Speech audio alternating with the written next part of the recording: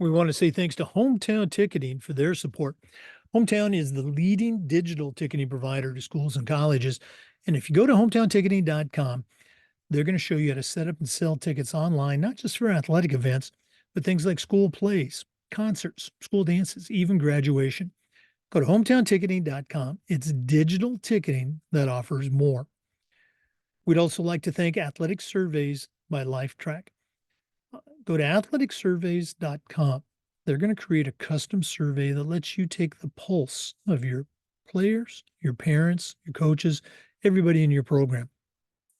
You already hear back from the people that want to complain about everything, and Athletic Surveys will connect you to that group, but they're also going to connect you to the 98% that support your program.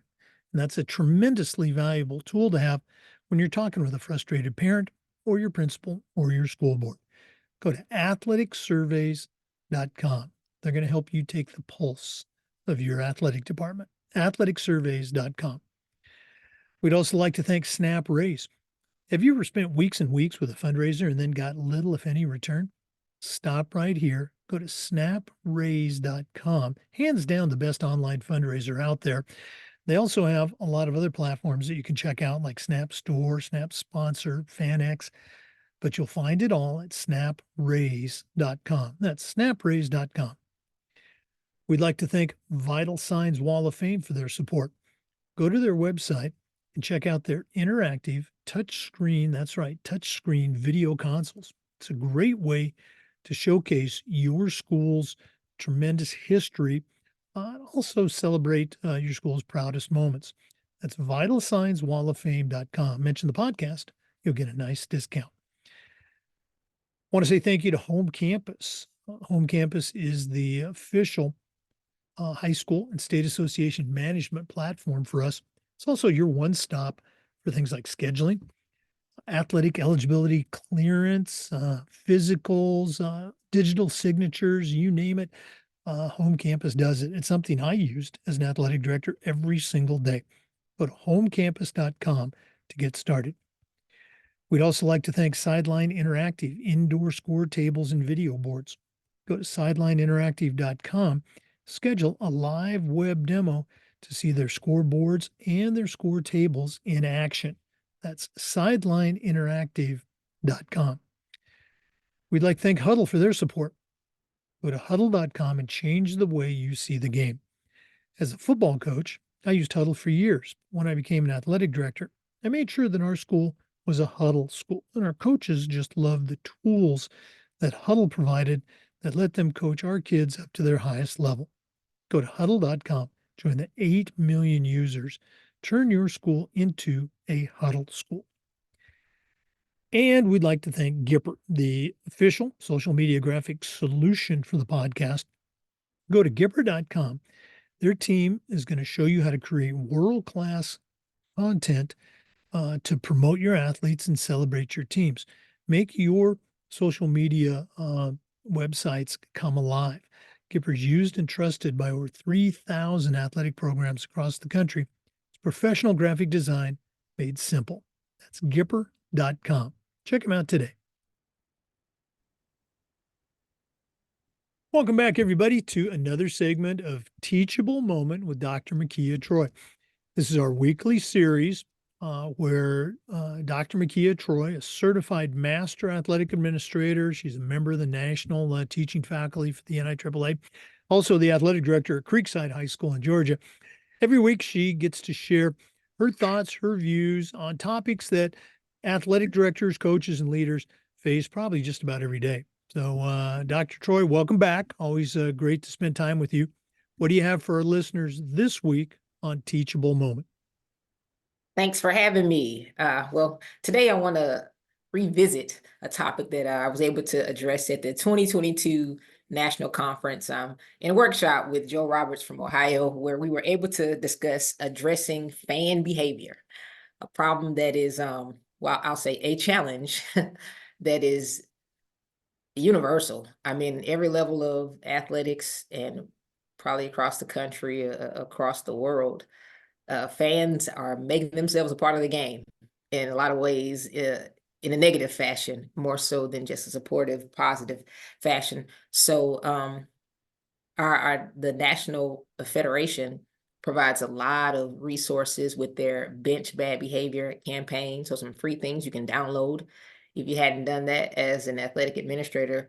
But in just our presentation, we came upon some strategies to suggest to athletic directors, and to also, get feedback from other schools about things that they're doing as well, things that they've tried that seem to work, just depending on, the level of, I guess, severity for some schools. They're eliminating fans from particular competitions, or maybe having just adults, or limiting the amount of tickets sold, which, it's tough and it's sad for the participants. But we want the student athletes to be able to have the opportunity to play. And if that's what it takes, I figure if people start to feel serious enough about it, then they'll make those necessary changes. But one of the strategies that we presented then was the acronym CPR. And it's what our fans need. But in our instance, CPR stood for communication, proximity, and relationships. For the communication piece, obviously, we're going to have to communicate with our spectators a bit, not only at the event, but even in advance. It's important to get some spectator guidelines out to your fans ahead of the game, making sure your opposing schools, their community has this information for what you expect in your facilities. But what I found is that sometimes they don't read it, and there's a little surprise when they get to your facility. But what we've started to do is add that information to our digital tickets, so that when you're going to purchase a ticket for the game, you also see what our spectator behaviors, the expectations are when you purchase the ticket. And if you're, if you're found to be contrary to those behaviors, you could be removed from the facility. And I just want people to know and understand that on the front end, so there's a little bit less confusion if we have to address it. But it's good for that to be communicated as best as possible in advance. In our state association requires us to read a sportsmanship statement prior to the start of any contest. And what we've been trying to do lately is have students to read that statement, not just the PA announcer. Sometimes you might get a little bit more buy-in from a student if they're the one that reads it, or at least some accountability to tell their peers when they get back into the stands, hey, we might get in trouble if we do this or that, just based on what they've just presented with that sportsmanship statement. So that's the C, communication. The P is for proximity. And you'd be surprised how many people will straighten up when you just get close to them. If you sometimes have to move from where your area may be in the gym, in the gym, or even in the stadium, sometimes I like to take a position where I can see most everything going on, but you might have to get closer. That means going into the stands and getting right in the middle of the student section, or taking a seat next to your favorite parent that is, yelling wild things. Maybe just getting a little bit closer to them. And it makes a lot of people straighten up when that happens. And, we have to recognize it, particularly at our home events, because away events, sometimes we can relax and be spectators a little bit more. But at our home events, you want to make sure you're actually working the game and seeing what's going on and being vigilant and visible, and not just sitting back as a spectator. Would hate to see the athletic administrator being the one yelling at the officials or the coaches or players from the sideline, but I wouldn't be surprised if that happens too. But you can also use a student in that student section for that proximity piece. And maybe you've chosen one to, hey, I'll let you in this game for free if you help me out sitting in this section and making sure that this or that doesn't happen. Or if you will tell me who the troublemakers are in this section, and get them a snack from concession stand, or some type of paraphernalia or spirit wear, they'd be happy to be a resource to you to just kind of help out and maintain the peace in your events. And just using a student to do that, which leads right into building relationships, which is the R in CPR, having a relationship with your spectators as much as possible. Those parents that might be a little more vocal, making sure you know who their athletes are, talking to them about their athlete a little bit, what their future plans are with athletics and things like that, and just humanizing them. And it helps to humanize you, so that when you do have to come back to them and address an issue, sometimes it makes it easier when you're having that conversation, if a parent is having to change their language, or change their message that they're yelling, or maybe even leave the gym. But building that relationship helps, and Even in this school year, there's been a couple of parents to come and apologize for their behavior. And I know that's only because of the relationships that we've been able to build by just saying, hey, we want to do what's best for the students and have a good time. We're here to play. It's a game. It's serious, but it is still a game. Still want to have fun with what it is that we're doing, but those relationships matter. The same with your student athletes or your students in your student sections, or finding out who those leaders are, who has the influence in that area, to make sure that you can keep them on the same page with having the best behavior and supporting the student athletes for your school, and not necessarily just badgering the other opponents and those participants. So CPR, communication, proximity, and relationships, I think it's a valuable strategy to help you to get a little bit of peace in your facilities, and if nothing else, to be prepared to deal with it when problems arise. As I was hearing you go through your suggestions, I remember, and again, this was not something I invented. I, like any good AD, I stole it from somebody else. Um, the sportsmanship message, we went through those progressions of, the grumpy athletic director reading it, and we evolved to something that I think was instrumental. And we didn't do it because of this. It just happened to work out. I think it was instrumental in our school where I was at, winning the state sportsmanship award 2 years in a row. We would have the captains from each team come up, and we had typed out the state sportsmanship message, gave them each a microphone. We introduced them. And you're absolutely right. The fans, the students, the players, they bought in much more readily by having two of the student athletes that were actually going to be out there competing against one another, reading the message. Another thing that we did, and again, we evolved to this, we developed, actually, we found student public address announcers that, they were not only doing our games and doing them very professionally, but when it came time occasionally to give that supplemental sportsmanship reminder to our fans or their fans or just everybody in general, it's the student's voice coming over those speakers, and just very, very impactful, and something that I recommend to any athletic director to do both of those things. Great, great ideas. Um, have you seen uh, something like that play out at your school or a school that you've been at where, the students have been involved, as you mentioned? Yes, yes, it's something that they start to look forward to. Or can I read the statement tonight? Yes, you can. Come right down. And what I've seen too is we have student athletes from other sports that are going to, other events, wanting to be the one to read the statement. Maybe a football player wants to read the statement at a basketball game. Sure, come right on over, and just make sure you take all of this information back to the student section. Yeah. So yeah, no, it's been great to see that. Yeah, and that's another key component. We would have um, representatives from our student athlete leadership team. We called it a captain's council, whatever name you have, but we would talk to them at our meetings and just say, hey, one of the responsibilities of being on this group is leading, and we want you and your friends, not just them by themselves, in the crowd to help either bring back our large student mob, if you will, or just make sure they never got to that point in the first place where it was a questionable chant or call or something like that. So again, great, great ideas. Thanks so much for sharing. How did the presentation go at the Nationals? Did you have a receptive audience?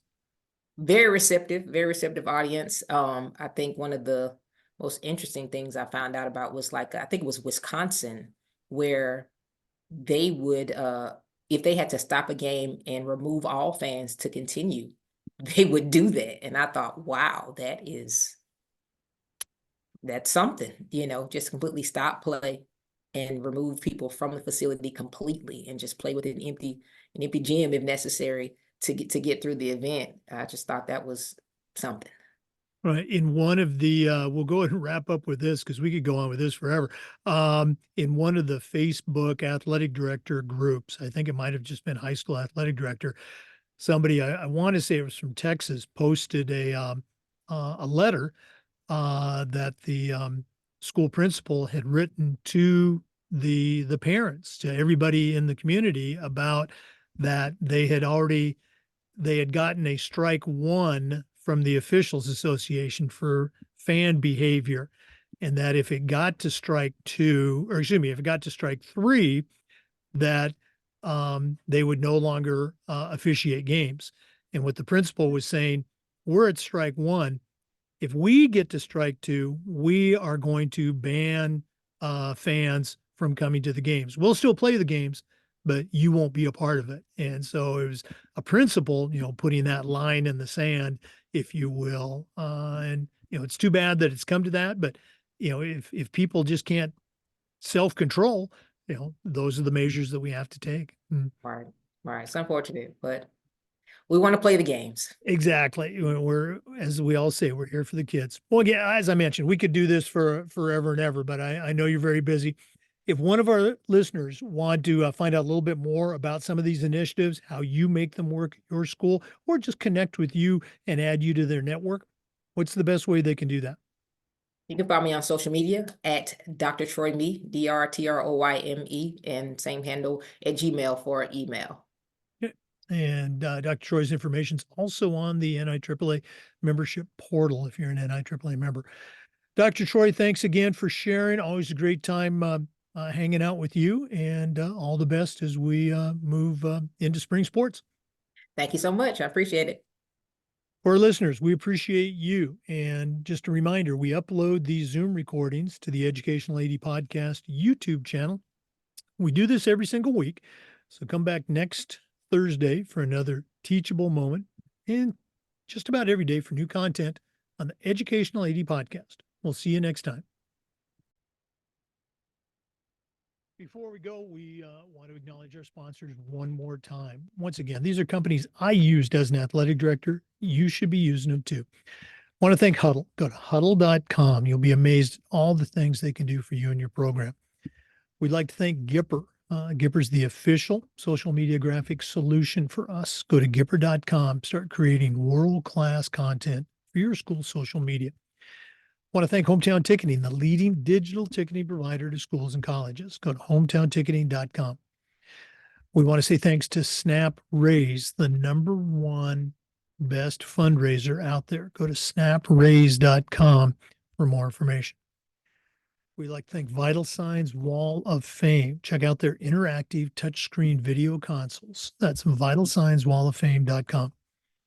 We'd like to thank Athletic Surveys by LifeTrack. If you've never used a survey to take the pulse of your student athletes or your parents, you're really missing out. Go to athleticsurveys.com to get started. We want to say thanks to Home Campus, something I used every single day as an athletic director. You're going to love it too. Go to homecampus.com. And we want to thank Sideline Interactive, indoor score tables and video boards. Probably one of the best purchases I ever made was our Sideline Interactive indoor score table. You can find it all at sidelineinteractive.com. Thanks again for listening. We'll see you next time on the Educational AD Podcast.